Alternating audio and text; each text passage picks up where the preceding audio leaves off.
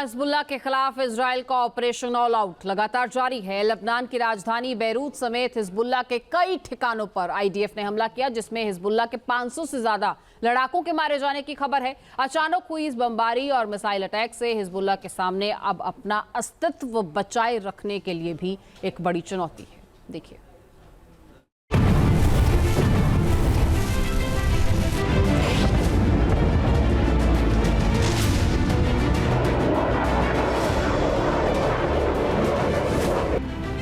IDF ने उड़ाए Hezbollah के होश। 18 साल बाद लेबनान में इजराइल का सबसे बड़ा हमला। 96 घंटे में दागी 900 से ज्यादा मिसाइलें।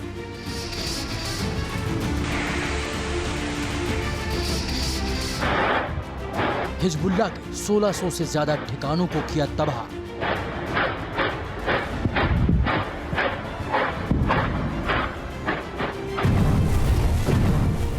24 घंटे में ढेर किए हिजबुल्लाह के 500 से ज्यादा लड़ाके।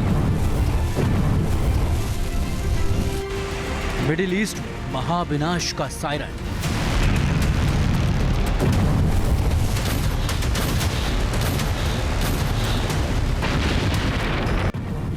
इजराइल की ताबड़तोड़ एयर स्ट्राइक से हिजबुल्लाह की हालत खराब हो चुकी है। बीते 4 दिन में आईडीएफ लगातार हिजबुल्लाह के ठिकानों को निशाना बना रहा है। सटीक खुफिया जानकारी के बाद इजरायली फोर्स हिजबुल्लाह के ठिकानों को तबाह कर रही है। भारी बमबारी के बीच लेबनान में हर तरफ तबाही का मंजर है।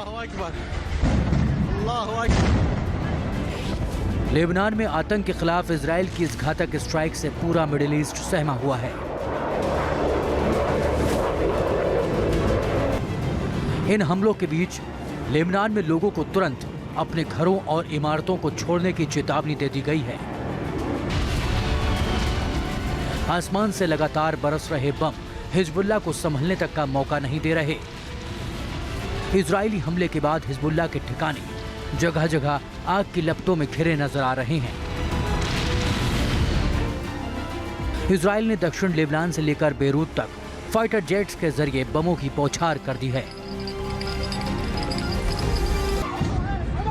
इजरायली एयर स्ट्राइक में हिजबुल्लाह के सैकड़ों लड़ाके मारे गए हैं। इजराइल का मकसद अपने दुश्मनों को पूरी तरह खत्म करना है, इसलिए पहले गाजा पट्टी और अब लेबनान में अटैक किया गया है। अल्लाहु अकबर, अल्लाहु अकबर, अल्लाहु अकबर। आईडीएफ की स्ट्राइक में हिजबुल्लाह के कई रॉकेट लॉन्चिंग पैड भी तबाह कर दिए हैं। जाहिर है कि इजराइल हिजबुल्लाह के द्वारा इजराइल के ऊपर किसी तरीके की बड़ी स्ट्राइक कंडक्ट करने से पहले ही उसे अंदर से कमज़ोर कर देना चाहता है। ये जो इजराइल की जो स्ट्राइक्स हैं वो एक प्री एम्प्टिव स्ट्राइक्स हैं, और ये जो स्ट्राइक्स हैं वो हिजबुल्लाह को अंदर से इतना कमज़ोर भयाक्रांत कर देने की रणनीति के तहत किया जा रहा है ताकि हिजबुल्लाह इजराइल को टारगेट न कर सके। इजराइल के द्वारा लेबनान के हिजबुल्लाह के अनेक टॉप कमांडर्स को हाल के समय में मार गिराया गया है। इजराइल ने फाइटर जेट्स और ड्रोन्स के हमले में हिजबुल्लाह के 1400 से ज्यादा हथियार गोडाउन, इमारतें, रॉकेट और मिसाइल स्टोरेज साइट्स, लॉन्चर्स, सब कुछ खत्म हो चुका है।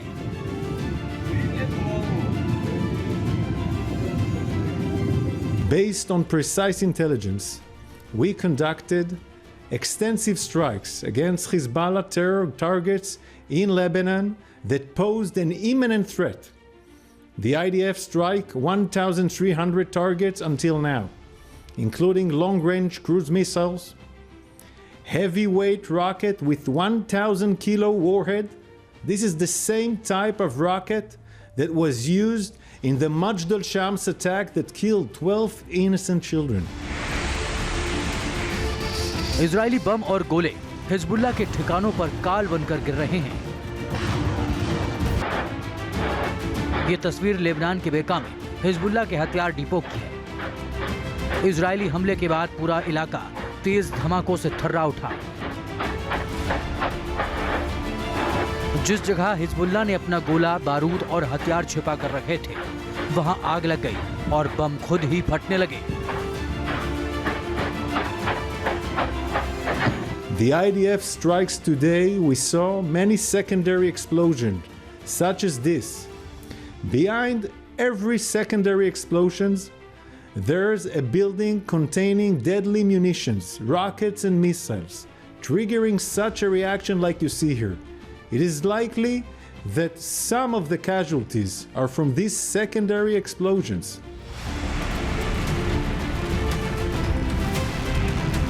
– 2006 के बाद हिजबुल्लाह पर इजराइल का अब तक का ये सबसे बड़ा हमला है। यानी 18 साल बाद इजराइल ने लेबनान पर इतने बड़े पैमाने पर स्ट्राइक की। बीते 24 घंटे में ही आईडीएफ की स्ट्राइक में हिजबुल्लाह के 300 से ज्यादा ठिकाने नेस्त नाबूद हो चुके हैं।